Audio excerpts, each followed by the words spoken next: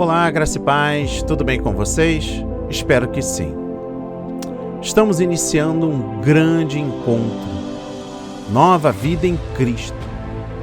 Um plano, um propósito de 4 dias sobre o livro de Filipenses. Como seguidores de Cristo, temos uma nova vida em Cristo.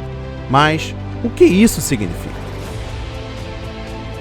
Neste propósito, nesta meditação, reflexão e estudo, você aprenderá o que é uma nova vida em Cristo, como erradicar o lixo plantado, qualidades cristãs e como dizer e fazer tudo como se estivéssemos fazendo para o próprio Cristo. Uma nova vida. Quando decidimos seguir Jesus, fomos ressuscitados para uma nova vida em Cristo. Mas o que exatamente isso significa? Colossenses 3, versículo 1 diz: vocês foram ressuscitados com Cristo, ou seja, por causa da morte de Jesus na cruz e sua ressurreição dos mortos, fomos ressuscitados para uma nova vida em Jesus quando dissemos sim a Ele. Pode parecer confuso e difícil de entender, mas não precisa ser. Jesus veio e morreu para cobrir todos os pecados de todos os que já viveram. Nós, quando damos nossas vidas a Ele e escolhemos segui-lo, temos uma nova vida nele. Aqui estão 2 pensamentos para ajudá-lo a entender o que é uma nova vida em Cristo. Ajuste o seu olhar. Quando dissemos sim a Jesus, nossa antiga vida se foi, certo? Nem sempre. O que geralmente acontece é escolhermos as coisas com as quais estamos acostumados e nos sentimos bem no momento. Nossas afeições são frequentemente colocadas nas alegrias e tristezas temporárias deste mundo. No entanto, Deus quer mais para nós. Devemos fazer nossa parte e fixar nossos olhos em Jesus, para que os fardos e lutas deste mundo não roubem continuamente nossa nova vida. O segundo ponto, faça dele sua vida. A primeira parte de Colossenses capítulo 3, versículo 4 diz: Cristo é a verdadeira vida de vocês. Muitas vezes isso não é verdade para nós. Jesus pode ser parte de nossas vidas, mas Ele não é a nossa vida. Basicamente, pedimos que Jesus seja nosso Salvador, o que nos permite passar a eternidade com Ele. Mas não temos certeza se queremos que Ele seja o nosso Senhor e governe todos os aspectos de nossas vidas enquanto estivermos na terra. Ponto número 1. Ele habita parte dos nossos pensamentos, mas não permitimos que Ele seja o Senhor sobre todos eles. Ponto número 2. Ele ocupa parte do nosso dia, mas não permitimos que Ele seja o Senhor sobre todo o dia. Ponto número 3. Ele é convidado para algumas de nossas decisões, mas não permitimos que Ele seja o Senhor sobre todas elas. Muitas vezes pensamos que apenas porque nos tornamos cristãos, devemos mudar sobrenaturalmente. Que quando dizemos sim a Jesus, Ele entra em nossas vidas e simplesmente mudamos sem esforço de nossa parte. Enquanto isso pode acontecer porque o nosso Deus pode fazer qualquer coisa, nós ainda temos que participar da batalha por nossa santidade espiritual.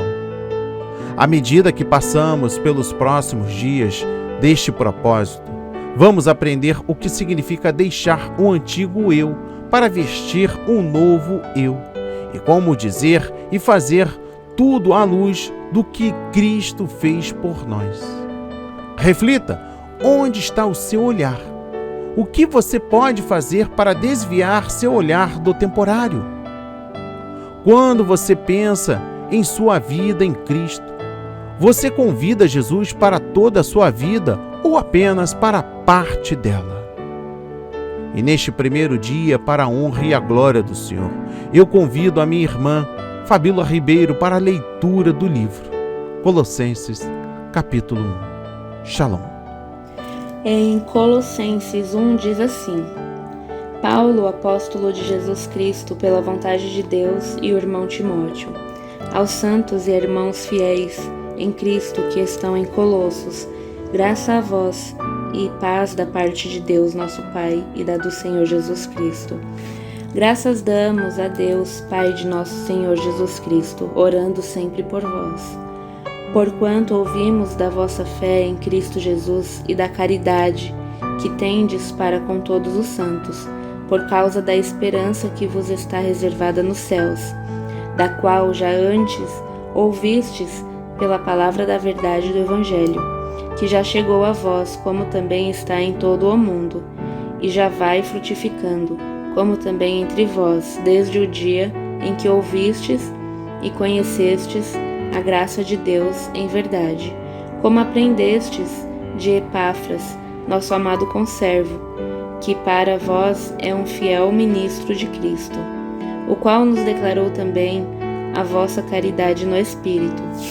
Por esta razão, nós também, desde o dia em que o ouvimos, não cessamos de orar por vós e de pedir que sejais cheios do conhecimento da sua vontade, em toda sabedoria e inteligência espiritual, para que possais andar dignamente diante do Senhor, agradando-lhe em tudo, frutificando em toda a boa obra e crescendo no conhecimento de Deus, corroborados em toda a fortaleza, segundo a força da sua glória, em toda a paciência e longanimidade, com gozo, dando graças ao Pai que nos fez idôneos para participar da herança dos santos na luz, o qual nos tirou da potestade das trevas e nos transportou para o reino do Filho do seu amor, em quem temos a redenção pelo seu sangue, a saber, a remissão dos pecados, o qual é a imagem do Deus invisível, o primogênito de toda a criação, porque nele foram criadas todas as coisas que há nos céus e na terra, visíveis e invisíveis, sejam tronos, sejam dominações, sejam principados, sejam potestades, tudo foi criado por ele e para ele. E ele é antes de todas as coisas, e todas as coisas subsistem por ele. E ele é a cabeça do corpo da igreja, é o princípio e o primogênito dentre os mortos, para que em tudo tenha a preeminência, porque foi do agrado do Pai que toda a plenitude nele habitasse, e que, havendo por ele feito a paz pelo sangue da sua cruz, por meio dele reconciliasse consigo mesmo todas as coisas, tanto as que estão na terra como as que estão nos céus. A vós também, que noutro tempo éreis estranhos e inimigos no entendimento pelas vossas obras más, agora contudo vos reconciliou no corpo da sua carne, pela morte, para perante ele vos apresentar santos e irrepreensíveis e inculpáveis. Se na verdade permanecerdes fundados e firmes na fé, e não vos moverdes da esperança do Evangelho que tendes ouvido, o qual foi pregado a toda criatura que há debaixo do céu, e do qual eu, Paulo, estou feito ministro. Regozijo-me agora no que padeço por vós, e na minha carne cumpro o resto das aflições de Cristo, pelo seu corpo, que é a Igreja, da qual eu estou feito ministro, segundo a dispensação de Deus, que me foi concedida para convosco, para cumprir a palavra de Deus. O mistério que esteve oculto desde todos os séculos e em todas as gerações, e que agora foi manifesto aos seus santos, aos quais Deus quis fazer conhecer quais são as riquezas da glória deste mistério entre os gentios, que é Cristo em vós, esperança da glória, a quem anunciamos, admoestando a todo homem e ensinando a todo homem em toda a sabedoria, para que apresentemos todo o homem perfeito em Jesus Cristo. E para isto também trabalho, combatendo segundo a sua eficácia, que obra em mim poderosamente. Amém, e graças a Deus. Paulo descreve as qualificações da pessoa mais importante do universo, Jesus Cristo. Cristo ocupa uma posição acima de toda a criação e revela-nos exatamente como é Deus, o Pai. Jesus Cristo criou e é o proprietário de tudo que existe visível e invisível. Ele estava lá antes de tudo ter sido criado e conserva todas as coisas em ordem e harmonia. Nenhum mero ser humano conduz a sua igreja. Ele dirige como alguém digno de maior preeminência. Ele é totalmente Deus e por causa de sua morte na cruz, as pessoas podem fazer as pazes com Deus e ser apresentadas santas, inocentes e sem qualquer acusação diante dele, se permanecerem fiéis ao seu compromisso com ele. Então Paulo compartilha um ministério glorioso. Esse Deus de posição, riqueza e incessante atividade quer viver em nós. A pessoa mais importante do universo rogou-nos com sua atenção e quer estar o mais próximo possível daqueles que ele redimiu com seu sangue. Agora, como você se sente com essa atenção especial? Agora, em sua opinião, quem é a pessoa mais importante que vive em sua cidade agora? Qual a pessoa mais importante em seu estado, em seu país, no mundo? Como você decidiu quem era mais importante? Quais as qualificações que essas pessoas têm que as tornam tão importantes? Será que a posição, a riqueza ou algo especial que elas fizeram para a sua cidade, estado, país ou mundo? Só mais uma pergunta. Se uma dessas pessoas importantes lhe dedicasse atenção pessoal, como você se sentiria? Em Colossenses 1, o apóstolo Paulo descreve alguém que atualmente ocupa mais alto cargo possível no universo. Tem a maior riqueza. Fez algo tão significativo que os efeitos ainda são sentidos no céu e na terra, e que quer estar tão perto de você quanto possível. Antes de delinear as qualificações de pessoa mais importante do universo e falar sobre a sua misteriosa atenção para conosco, Paulo encoraja os crentes de Colossos. Ele reconhece a fé, o amor e a esperança deles. Ele diz que está orando por eles. Ele os lembra de que, por meio do sangue de Cristo, foram libertados do poder das trevas e transferidos para o reino do Filho. Paulo então dirige a sua atenção para a importância e o significado universal de Jesus. Cristo ocupa uma posição acima de toda a criação e revela-nos exatamente como é Deus, o Pai. Jesus Cristo criou e é o proprietário de tudo que existe visível e invisível. Ele é totalmente Deus e por causa de sua morte na cruz, as pessoas podem fazer as pazes com o nosso Pai. Então Paulo compartilha um ministério glorioso. Esse Deus de posição, riqueza e incessante atividade quer viver em nós. Ele redimiu com seu sangue. Vamos compreender o livro de Colossenses, capítulo 1. Preste atenção. Quando torna-se cristão, não está vinculado a conhecer o verdadeiro Cristo. É necessário meditar nesta curta, porém profunda carta de Paulo aos crentes de Colosso. Jesus é supremo e deve ter supremacia em todas as áreas da vida. Observe os seguintes pontos deste primeiro capítulo. Primeiro, Cristo tem a supremacia na mensagem do Evangelho. Segundo, por causa de Cristo, a cruz também deve ter supremacia na vida do cristão. Terceiro, na criação, Cristo tem e deve ter a supremacia. Ele é Criador. Quarto, na igreja, Cristo tem a supremacia e deve ser tratado como ser supremo.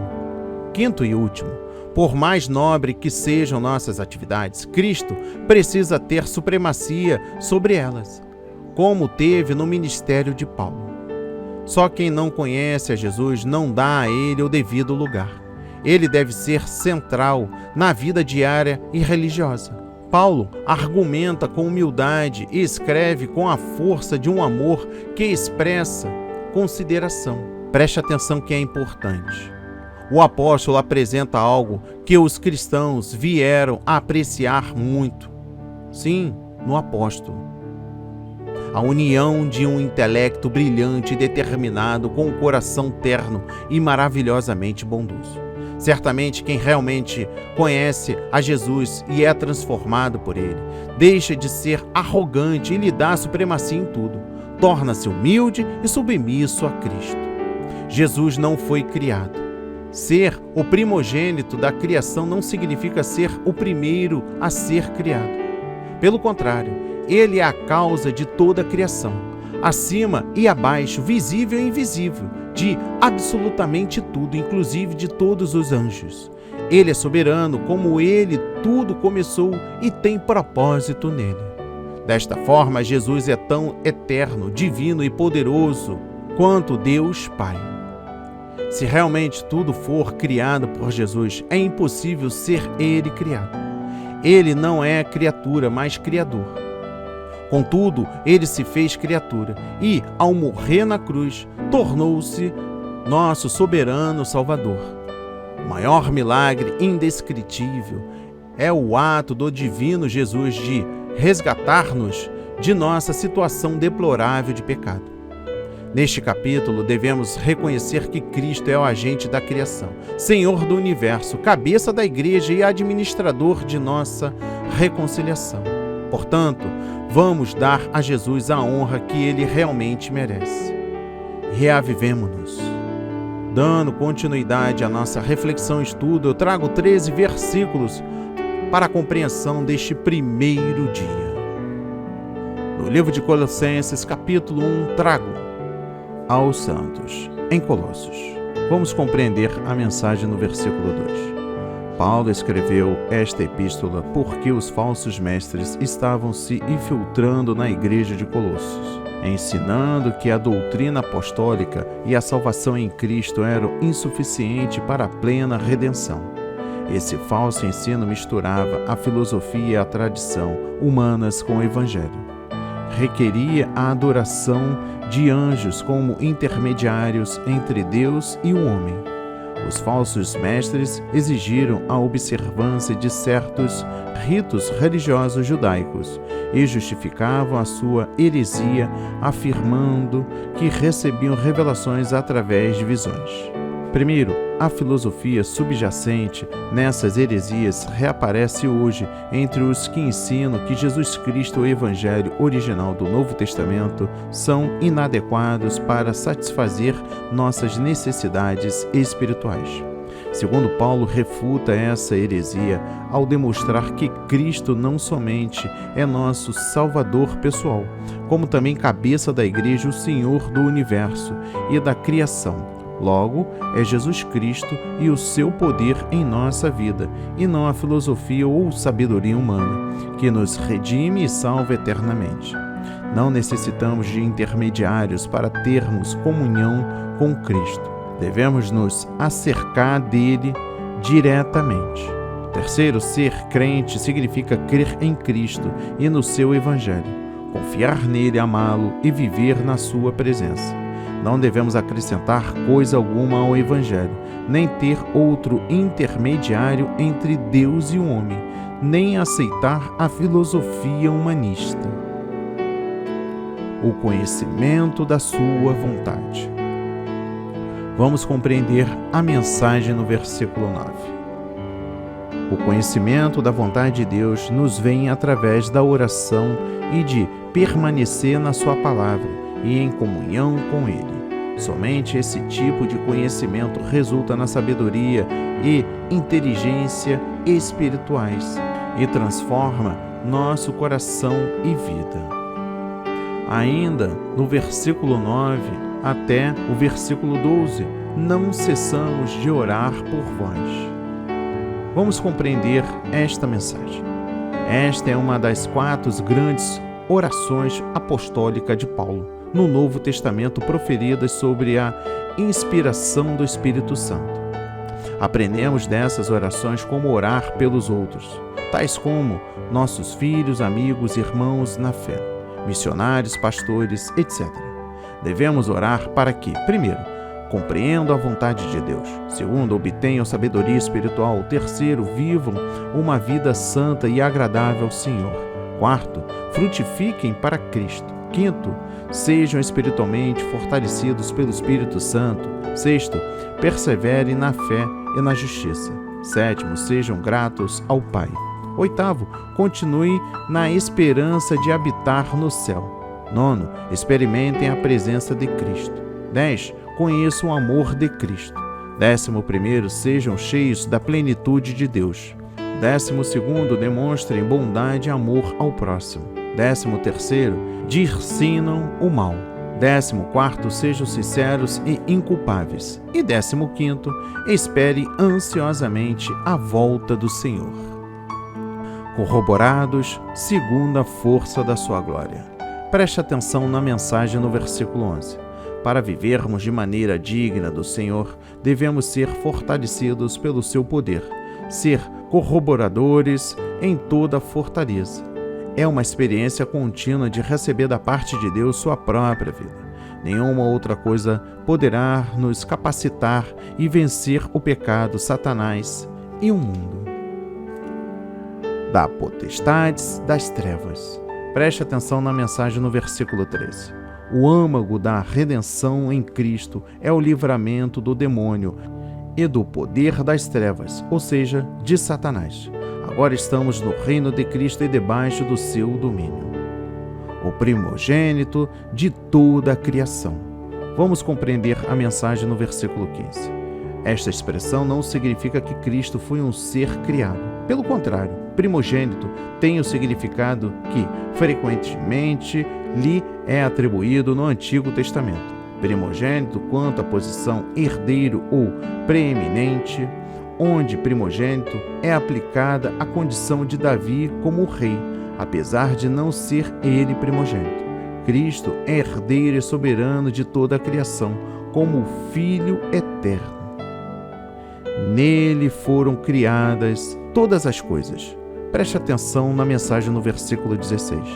Paulo afirma a atividade criadora de Cristo. Primeiro, todas as coisas, tanto as materiais quanto as espirituais, devem sua existência à obra de Cristo como comparecerem agente ativo na criação. Segundo, todas as coisas subsistem e são sustentadas por Ele. Primogênito entre os mortos. Preste atenção na mensagem no versículo 18. Jesus Cristo foi o primeiro a ressuscitar dentre os mortos, com um corpo espiritual e imortal. No dia da sua ressurreição, Jesus se torna a cabeça da igreja. A igreja no Novo Testamento começou no dia da ressurreição de Jesus, quando os discípulos receberam o Espírito Santo. O fato de Cristo ser primogênito dentre os mortos importa na ressurreição subsequente de todos aqueles que quem ele morreu. Toda a plenitude nele habitasse. Preste atenção na mensagem no versículo 19. Paulo declara, nos termos mais definidos, a deidade de Cristo. A deidade plena, com todos os seus poderes e natureza, habita em Cristo. Reconcilia-se consigo mesmo todas as coisas. Preste atenção na mensagem do versículo 20. A humanidade e tudo mais no universo se unificam e harmonizam sob Cristo. Isso não significa, no entanto, que todas as pessoas sejam reconciliadas com Deus, independentemente da vontade delas. A pessoa que rejeita a oferta de reconciliação por Cristo permanece inimiga de Deus. Se permaneceis na fé. Preste atenção na mensagem no versículo 23. Note a responsabilidade e atividade humana que, segundo Paulo, declara são importantes para quando os cristãos comparecem diante de Cristo, santos e irrepreensíveis e inculpáveis. Devemos, primeiro, permanecer na fé, isto é, manter a fé perseverante em Jesus como Senhor e Salvador. Segundo, estar fundamentados e firmes no ensino de Jesus e dos apóstolos. E terceiro, não vos moverdes da esperança do Evangelho, isto é, não devemos voltar ao nosso estado interior de perdição, com os seus vícios que destroem a alma. No que padece por vós. Preste atenção na mensagem no versículo 24. Paulo retrata Cristo ainda sofrendo, não em prol da nossa redenção, mas na condição com o seu povo, enquanto este evangeliza os perdidos. Paulo se regozija porque lhe é permitido participar dos sofrimentos de Cristo. Cristo em vós, esperança da glória. Preste atenção na mensagem no versículo 27. Cristo habitando em nós é a nossa garantia da glória futura e da vida eterna. Somente a presença dele em nós e a nossa contínua comunhão com ele podem dissipar qualquer dúvida quanto irmos para o céu. Quem tem a Cristo também tem a vida eterna. Palavras que edificam. Chegamos ao final deste primeiro dia. E eu destaco o versículo 13 para encerramento deste dia. Ele nos libertou do império das trevas e nos transportou para o reino do Filho do seu amor. Mesmo não conhecendo pessoalmente a igreja de Colossos, Paulo descreveu a sua fé em Cristo por intermédio do relato de Epáfras, fiel ministro de Cristo. As boas novas da salvação através da palavra da verdade do Evangelho estavam produzindo fruto e crescendo. Mas a oração de Paulo e a sua abordagem revelam a maior necessidade daquela igreja: o pleno conhecimento de Deus, por meio da vida e da obra de Cristo. Paulo exaltou a pessoa de Jesus e o apresentou como o Rei dos Reis, Redentor, imagem do Deus invisível, Criador eterno, cabeça da igreja, princípio, primogênito entre os mortos, plenitude de Deus, ou seja, Jesus Cristo é Deus. Esta verdade precisava ser reavivada e confirmada no coração dos colossenses dia após dia. Os sofrimentos de Paulo por esta igreja eram causados pelos falsos ensinos que a estavam contaminando justamente pela ausência de um relacionamento sólido e constante com Cristo. Jesus mesmo disse quando orou por nós: "E a vida eterna é esta, que te conheçam a ti, o único Deus verdadeiro, e a Jesus Cristo a quem enviaste." João 17, versículo 3. Conhecer Jesus não se trata de uma apresentação formal e nem se resume a um único encontro. Conhecer Jesus é experimentá-lo todos os dias, é um relacionamento diário e crescente. Cada dia nos é dada a oportunidade de conhecê-lo, mas através de uma vida de comunhão. A palavra da verdade do Evangelho está à nossa disposição a fim de não apenas nos oferecer informações, mas é a voz de Deus aos nossos corações falando da esperança que nos está preservada nos céus. Paulo tornou-se um ministro do Evangelho juntamente porque o seu encontro com Jesus não ficou limitado à entrada de Damasco. Diariamente, Jesus era uma presença muito real em sua vida, de forma que considerava os sofrimentos como uma leve e momentânea tribulação que produz para nós eterno peso de glória acima de toda comparação. 2 Coríntios capítulo 4, versículo 17. Cristo em nós, a esperança da glória. Deve ser uma experiência diária. E a todo aquele que se dispõe a seu serviço, ele prometeu: "E eis que estou convosco todos os dias até a consumação do século." Mateus 28, versículo 20. Precisamos, como Enoque, andar com Deus. Gênesis 5, versículo 24. Jesus precisa fazer parte do nosso dia a dia, e o estudo diário das Escrituras e a oração nos proporcionam isso. O ensino da Bíblia tem o poder de transformar vidas, a fim de que nos tornemos perfeitos em Cristo. John Wesley, certa vez, afirmou: "Dai-me 100 homens que nada temam senão o pecado, e que nada desejam senão a Deus, e eu abalarei o mundo." Esta é uma verdade que faz todo sentido quando lembramos do apóstolo Paulo e dos poucos cristãos primitivos que, debaixo de duras cargas, pregaram o Evangelho a toda criatura debaixo do céu. Ou seja, o mundo antigo foi abalado pelas verdades das Escrituras. Chegada é a hora desta geração ser abalada com o pleno conhecimento de Deus, através dos verdadeiros adoradores do Deus vivo.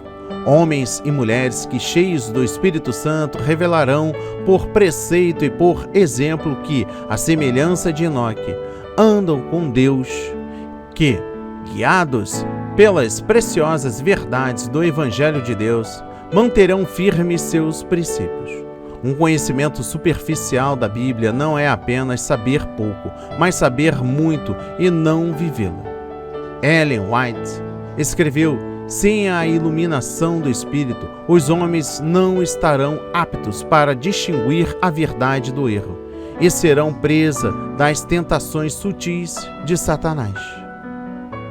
Só estaremos seguros contra o engano do maligno se as verdades do Senhor estiverem alicerçadas em nosso coração pelo Espírito Santo. E esta obra deve ser diária, pois o nosso homem interior se renova de dia em dia. 2 Coríntios capítulo 4, versículo 16.